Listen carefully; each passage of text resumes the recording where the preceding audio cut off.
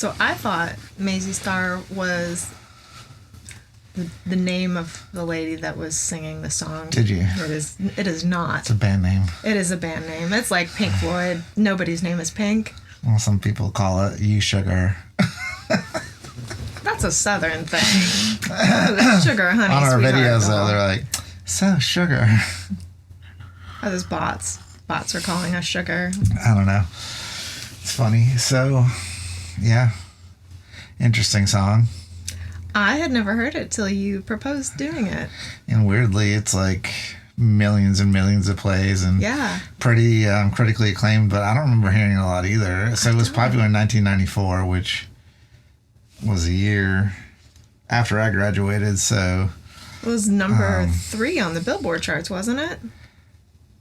Something like that. It was like number 3 for alternative, maybe, or number 3 for something.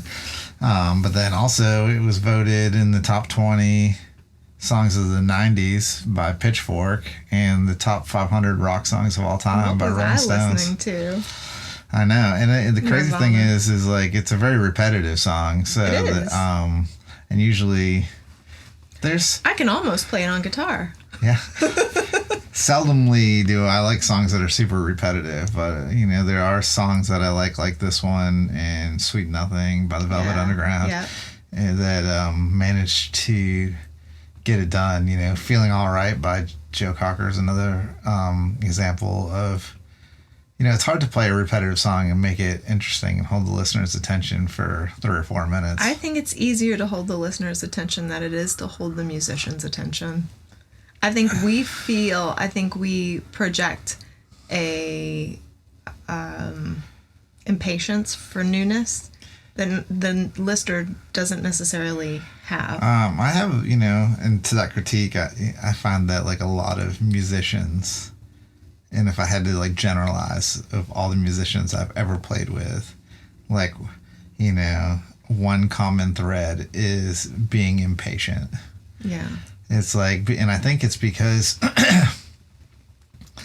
like, because of the heightened synapses of your brain. And I gotta say, as a like listener, 10 seconds feels like 10 minutes. It feels on like stage. a long time. But as a listener, I really enjoy the spaces in the music, the breaths in the music. Yeah. I think it's really important to put that there. And I see the other side of it, that impatience for the next thing, from the musician's side of it. Well, I mean, I think any musician can admit that has heard themselves recorded make a mistake, that when the mistake happens in real time, it feels like something that lasted like 30 seconds. It feels massive, magnified. It has like a lot of weight, and it feels like it's like this big thing. But when you listen back, it's literally the blink of an eye. It's the definition of a mountain out of a molehill. Because if you get stuck in your head with a mistake, you'll make more. So I think it's interesting how time passes differently depending on whether you're listening to music or playing the music. Yeah. Or whether you're listening to Warren Haynes, who's a time bender. He is a time bender.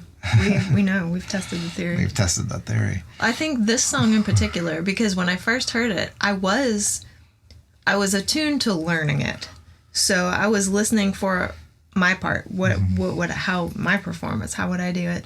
And there was this monotony to the melody, and the more I listened to it, the more I enjoyed it, though. Yeah, me too. There's something, it's like hypnosis. A little bit. It's kind of, it has a feeling to it. It has a definitive vibe to it that is really, it's like a caress on the soul. It is really very pleasant. I was surprised. I read a couple of the YouTube comments on the main Mazzy Star recording of it. Is it Mazzy or Maisie? I'm not sure. I was saying Maisie. Maisie is what it is in my head. I'm not sure. So. It's always been Mazzy to me, so I don't know for sure. Mazzy, potato.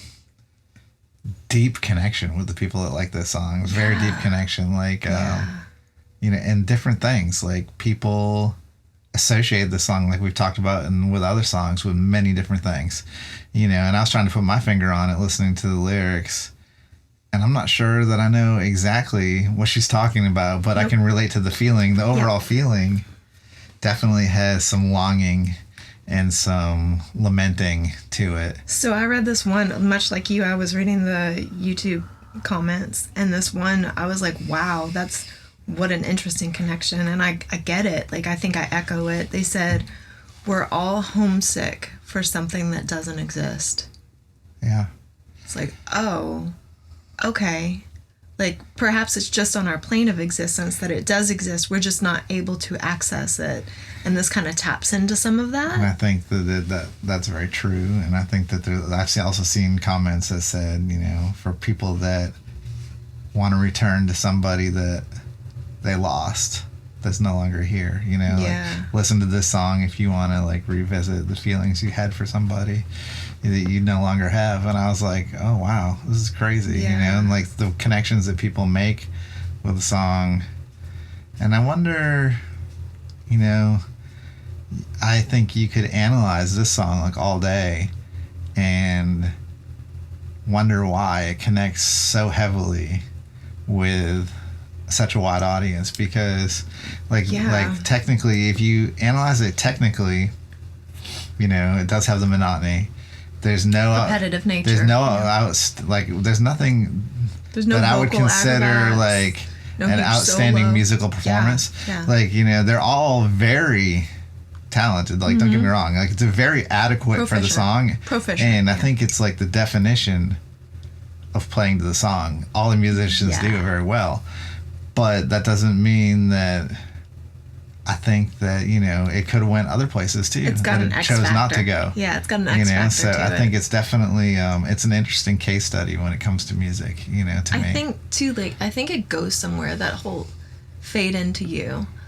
I feel like, I mean, if you're talking about planes of existence and whatnot, very recently I lost somebody dear to me.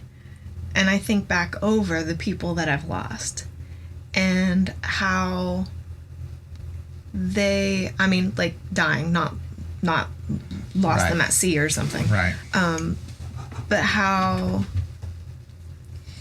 death puts the responsibility of that person's life on the living.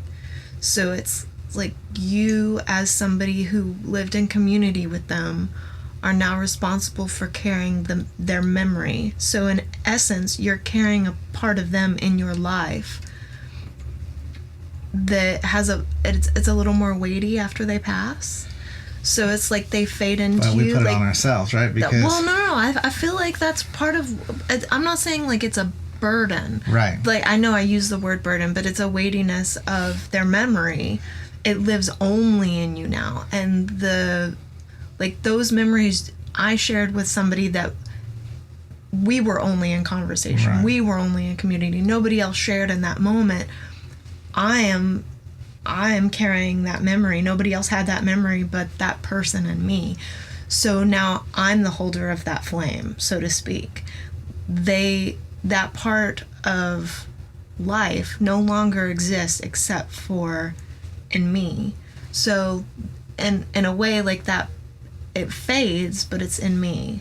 So that's kind of where I took it a little bit. Right. Not so much romantic, but as a responsibility. I feel that, you know, I feel the definite, you know, the implications of two becoming one in a lot of different ways from this song, you know. And I think that, like, the loss of somebody in the physical realm is definitely a place where you can take it to. I think you could take it to, you know, relationships. I think it applies to that. I think it applies to a lot of things. That's why it's a really great song. What about self? Do you think it applies self, speaking to self? Yeah, I think it can apply, like I said, I think it can apply a lot of ways. I think that's just one of many ways. I definitely have been sleeping on this song, I'll say that. I was going to say the same thing, you know, coming in, that, like, it was weird because, you know, I listened to it one time and I was like, okay. And then I was like, for whatever reason, I was like drawn to listen to it again. And I was like, that was when the second listen is kind of when it started to, like, sink in with me. Like, wow, no, this is a pretty great song, actually. You know.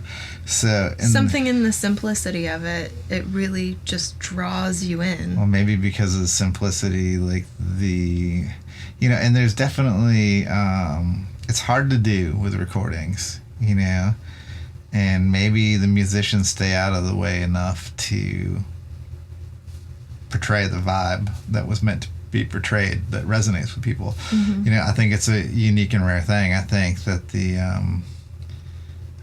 the song, it's very similar in my mind to the Oh Sweet Nothing. Like, it has a certain feel to the song. Like, if you ignore the lyrics and you just listen to the feel of the melody of the vocals and the tenor and what the instruments are doing, the mood. It's the mood of the song. Yeah, the mood is able to be portrayed in such a way that resonates. And it kind of like, I guess if you want to look at it like metaphorically, it tills the soil for the words to penetrate deeper more quickly. You know, it's a great match. And I think that, you know, I'm a fan of vibey songs anyway. Yeah.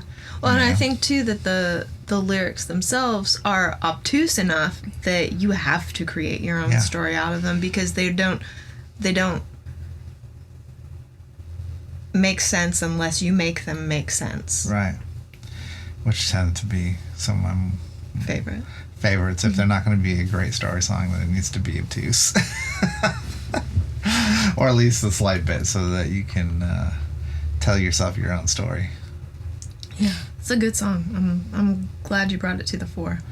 Well, thank you for playing it with me. Yeah.